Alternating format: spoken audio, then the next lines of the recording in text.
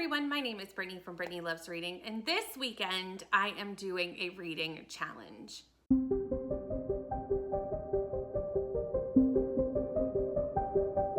This reading challenge is a pop-up readathon with the Era's Readathon. The Era's Readathon is a year-long readathon hosted by Margaret from The Word Nerd. I will link Margaret and all the hosts down below. Margaret did this in December at first as part of the launch for Midnights, and then made it a year-long readathon. This weekend, Margaret has decided to do a pop-up reading challenge, and I am so excited to be participating and also helping co-host some sprints. The reading challenge is, can you read for 22 hours, because Taylor Swift 22, gotta do it, within a 72-hour time period. So basically midnight on Thursday night to midnight on Sunday night. It is Friday morning, and I have already started just a little bit. Last night I was on sprints for the Besties Book Club, and we ran over, we were on to like 1 a.m. So the last sprint of those sprints was after midnight. So I did count my reading time for that because I did read past midnight. So I did count it. It was like 30 some minutes, but when I finish the book, I'll put how long it actually took me, because I'm filming on my phone and that has my timer, so I don't quite remember how much I read last night. But anyway, it wasn't very much. It was just like one sprint. So that is the first book I'm going to be doing this weekend. I've pulled 4 books that I kind of would like to get to this weekend.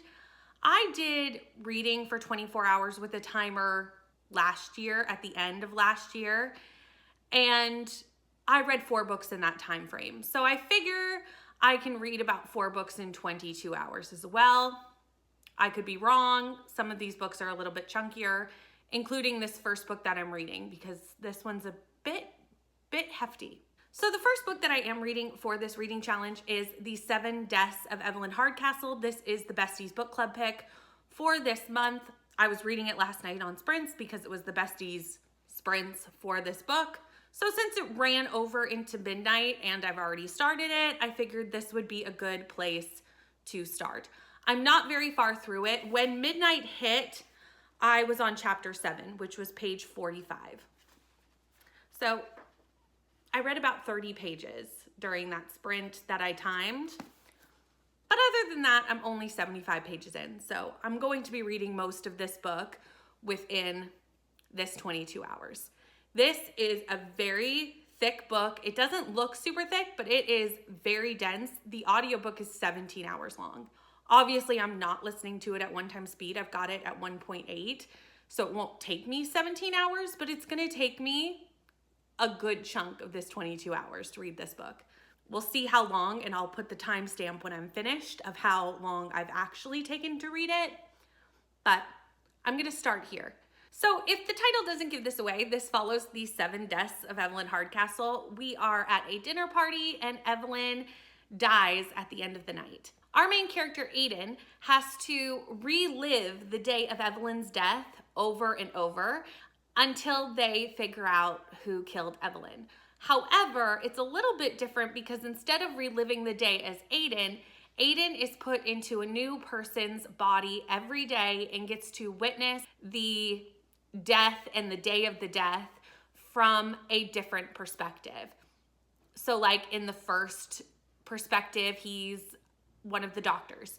In the second perspective, he's a butler, and so on and so forth. It's a very different way to go about a murder mystery. It took me a second to get settled into it because the character's confused of what's happening, and we're from the character's perspective, so we're confused by what's happening. But during that last sprint last night, someone who has kind of manifested this Groundhog Day into existence explains to Aiden what is happening. So like, I had a better idea what was happening because it was explained to our character. Anyway, that being said, I'm assuming we relive it for 7 days because 7 deaths. I'm assuming we see Evelyn die 7 times. We'll see if I'm correct. Like I said, this is the Besties Book Club book for this month, so I have to read it anyway, and I'm excited to be getting to it for this weekend. I'm gonna go read this. We'll see how long it takes me to read this book. I will start my timer and I will come back to you with my thoughts on this book and how far I'm through the 22 hours. Can I read for 22 hours in 72 hours? I don't know. I'm hoping that I can do it, but when I did my 24-hour challenge last year, it took me like 6 days to read that long. So it's definitely going to be a challenge. However, this weekend, Margaret and so many other people, Bree, Cal, there's so many sprints going on this weekend that I will be hopping into either on camera or in the comments. So I should be able to get a lot of reading done just due to the sheer number of reading sprints this weekend. But fingers crossed. I gotta go read. I gotta go read this and start my timer. Hi everyone, it is Sunday morning and I read all day yesterday and didn't really give an update because it took me all day to read The 7 Deaths of Evelyn Hardcastle. It took me all day for 2 reasons. One, this book is chunky. The audiobook in itself is 17 hours at regular speed. Obviously, I wasn't listening at one-time speed, but I couldn't speed it up too much because it is a very complex story. I also realized that it was not a book that I could just listen to and like do other things. I had to be reading along or I would get very lost in the timeline of this book. So basically this book follows our main character, Aiden. Every day for 8 days, Aiden is put into a new body and relives the day of Evelyn's death from that person's perspective with that person's personality. But because of how time travel works, the timelines start to pass each other. So the person Aiden was on day 2 meets the person Aiden is on day 4, and he's Aiden in both places. It gets very complex. And just due to that, and the fact that this story is not necessarily told in a linear fashion, because anytime one of his hosts go to sleep, he's put into the next host. Our character, especially our day 2 character, which is the butler, goes to sleep often. So we would like live day 2 for a little bit, go on to day 3, go back to day 2, go back to day 4. So it is definitely a complex story to follow. And I just felt like just listening to it, I was getting too lost. So I had to put that aside and could only really read this if I had time to like sit down and read it. So I had to start another book for an audiobook because I did have some things to do yesterday and needed an audiobook for those. And I'll get to that in a minute, but I'm going to talk about this first. This book, I'm going to give 4 stars. I actually really enjoyed it, even though, like I said, it is a bit complicated. Like I said, it follows Aiden. And as we go through the story, we find out how this whole setup happens. How does Aiden get to be a part of this? Who is making it repeat the days over and over? What is this system? What is going on? We do find that out. We do eventually find out who murders Evelyn Hardcastle and what is going on in this Victorian ballroom murder mystery by the end. But it's a little bit of a complicated story. I did really enjoy it. It is a whodunit and it is a murder mystery, but there is a good amount of magical things going on that it's certainly not your normal murder mystery. It is definitely a fantasy murder mystery blend. Like I said, I am going to give it 4 stars. We are doing a live show on this book in about 2 weeks on March 26th on this channel. So if you want all of my spoiler thoughts and want to read this beforehand, certainly do. We will be doing the live show. And I have a lot of thoughts that are spoiler, but like obviously I can't tell you them because they would be spoilers and I don't do spoiler vlogs very often. That is my thoughts. I did like the writing style. The audiobook was really good and I would honestly recommend doing this with both. I think this is a book that really leans toward a immersion reading format where you're reading along and listening to really follow the timelines and the people and everything that's going on really, really well. I'm glad that's how I read the book. I think it was the way for me, at least, to take this in the best way. And that's pretty much all my thoughts that I can give without going into spoilers. But I did really enjoy this book, and like I said, I am giving it 4 stars. Currently, I am sitting at 12 hours and 29 minutes into this 22-hour reading challenge, and it is Sunday morning, and I just finished the first couple sprints with Demi on my channel. I'm going to be sprinting all day today on Bree, Margaret, Cal. I'm everywhere today. And we're going to try and complete this 22-hour challenge. So that leaves me with about 10 hours, 11 and a half hours of reading to do today. Doable, tight, but doable. However, it did not take me 12 hours and 29 minutes to read this book. It took me about 9-ish hours to read this book. But in between, I was listening to an audiobook when I had to do things where I couldn't sit and actually read this book. And the audiobook I picked up was The Husband's Secret by Leanne Moriarty. I picked this up yesterday as an audiobook because it is my buzzword for the month of March with the word secret in it. It is also on my 10 books to self-destruct within the year list. So it was kind of hitting both prompts. I started listening to the audiobook yesterday, like I said, when I couldn't sit down with the book while I had chores to do, etc., etc. And there were things that were bugging me right from the beginning. It felt very fat-phobic to me. There was a lot of women just hating other women and spewing hate to each other in this book. And it was really problematic right from the get-go for me. So today I decided that I just wanted to find out what the husband's secret was, get to the point where Cecilia opens the letter, and then see if it was worth continuing. I kind of doubted it was, but I just wanted to know what the husband's secret was, even though I kind of had ascertained what it was. So during the first sprint with Demi this morning, Cecilia finally opened the letter. The letter said exactly what I thought it was going to say, and I have decided to DNF this book. I don't want to waste my time with a book that I feel is problematic, so I'm going to put it down and not continue with it. However, I have read up to page 180 between listening to it on audio and that one sprint this morning. And I've given it actually probably way more time than I should have. I was really just trying to push through because it was my buzzword, but I can't do it any longer. It's making me very angry, and I'm just going to put it down and unhaul this. So that means I need to start a third book, and I forgot to bring it downstairs because I'm in the middle of sprints and my book is up by the chair where I'm sprinting, and I didn't bring it down here to film the vlog update, so I will just insert a picture here. But it is This Poisoned Heart. I'm very excited to read this. This is a retelling of Greek mythology. We all know I love a retelling, so this should be a much better fit for me.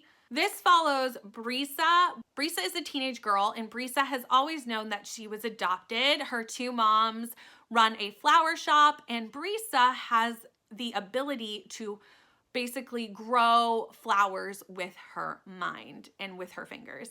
And the plants also react to her moods, to how she's feeling, and she doesn't know how she has this power, and she doesn't really know what to do with it. Brisa gets a letter from a lawyer saying that her birth mother's sister has passed away and has left her an estate. They decide to move to the estate and find out a lot about Bria's family that explains her powers, and also a lot of things that her aunt left for her to help her grow in her abilities.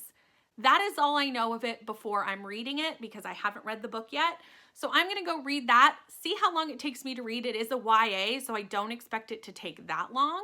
So I'm going to go read that, and then I'll let you know what I think when I get back. But I have much higher hopes for this book, and I'm just really excited to pick up a retelling because I love a retelling, so I'm all in. I will say I don't know that much about Greek mythology, so it's not going to be that much of a retelling for me like a fairy tale retelling would be, but I'm still really excited about it. So I'm going to go read that. We'll see how long it takes me. We'll see where we are in the timer when I'm done. And let's see if I can get another 11 and a half hours of reading done today. Fingers crossed. Hi everyone. I have officially been reading for 18 hours and 42 minutes. It is Sunday late afternoon, and we still have one more set of sprints on Cal's channel tonight, so I should be able to finish the 22-hour challenge since I only have about 3 hours left to complete, so that's exciting. And I just finished This Poisoned Heart by Kaylin Bryan. This was such a fun book. I don't know if it was just even more fun for me because I was just not enjoying the book that I was reading before I picked this up, Possibly, but either way, I just thought this world and this magic system was really different and fun. So this follows Brias. Brias is adopted. Her mom's own a flower shop. Over the course of her life, Brias has discovered that she has powers that are connected to plants.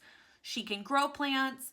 Plants kind of react to her if she's near them and react to her emotions. A lawyer comes to her house and basically says, your aunt has left you this estate. And when Brias goes to this estate and finds out that this power is actually passed down through her family, and her aunt has left her information about what it is to have this power, about their family's legacy. As Brias starts to search through this house and this estate, she finds gardens, an apothecary, so much to discover who she is and what this power means. Like I said, my favorite part of this book was definitely the magic system. Watching the descriptions of how Brias could grow plants and influence plant life was really, really interesting. This is a Greek retelling. It follows basically the descendants of Hecate and Medea. I know literally nothing about that part of Greek mythology, so it wasn't really a retelling where I kind of understood the background, but I did feel like the author explained the Greek mythology part of this book enough that I didn't need to. So I didn't feel lost. I'm gonna give this 4 stars. I really did love the character work in this, and like I said, the magic system. I loved Bree Sayas's moms and their outlook on her discovering her past. Not her past, because obviously she was adopted at birth, but her background and finding more about her birth family without feeling like that was taking away from their relationship. It discusses this really integral and difficult topic for this family. They have discussions about it, and I just felt the way that it was discussed was very interesting and very healthy, and I really liked that that was in this book as well. Overall, I really had a good time reading this, and I'm going to give it 4 stars. That being said, I just have over 3 hours left of this challenge, and there's no books that I have on my TBR or even on like my radar of reading that I can finish in 3 hours. So what I've decided to do is start my final book support group, Stack of Books. I'm doing a vlog for that that's coming out basically the week after this video. So I'm going to get started on that and just count the however many pages I can get rid of that first book in this video. And I won't give my full thoughts on it because obviously I'll be vlogging it for another video, but also I won't finish the book, so I won't have a lot of thoughts to begin with. But that book is The Man Who Died Twice by Richard Osman. This is the sequel to The Thursday Murder Club, which I read in January and absolutely adored. 5 stars. It follows 4 friends who live in a senior living facility who start a Thursday murder club where they try to solve cold cases. A murder happens at their retirement facility and they decide to investigate the murder. This is book 2, which follows, I'm assuming, another investigation by these 4 people. I loved the characters in this book and I cannot wait to see what antics they get up to next. So I'm going to be reading this tonight on Cal Sprints. Like I said, I need just a little over 3 hours. I'm going to go and do that and finish this challenge. I'll let you know how many pages I end up reading when I get back. Hi everyone, it is Monday morning and I am officially finished the 22 hours era reading challenge. Very late last night on Cal Sprints, I finished. We got to the last sprint. I think Cal needed to read for 33 more minutes and I needed to read for 38 more minutes. So we just did a 38-minute sprint and finished, which ended up finishing 2 minutes before midnight for me. So I cut it a little close, but I did get it done. I ended up reading 162 pages of The Man Who Died Twice. If you want to see my full thoughts on this, it is going to be in my final book support group vlog that's coming out next week. So I'm not going to give much thoughts here because I'm only halfway through the book and I don't have a lot of them.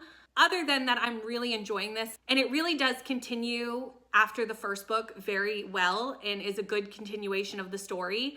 I gave the first book 5 stars and I'm already really enjoying the second, but I did read 162 pages for this 22 hours challenge. So just as a wrap up, I ended up finishing 2 full books, reading just under half of A Man Who Died Twice, and also reading just under half of The Husband's Secret before I DNF'd it. So I did 2 full books and 2 half-ish books during this challenge. And the number of pages that worked out to be was 1,142 pages.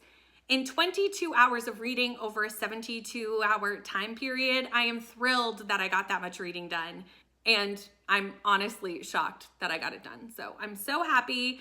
Thank you so much, Margaret, for planning this as part of the Arrows Challenge. All the hosts for the weekend and Margaret and everything is linked down below, so go check that out. Because I think we will be doing more challenges as the year goes on, so definitely keep an eye out over there for Ara's information.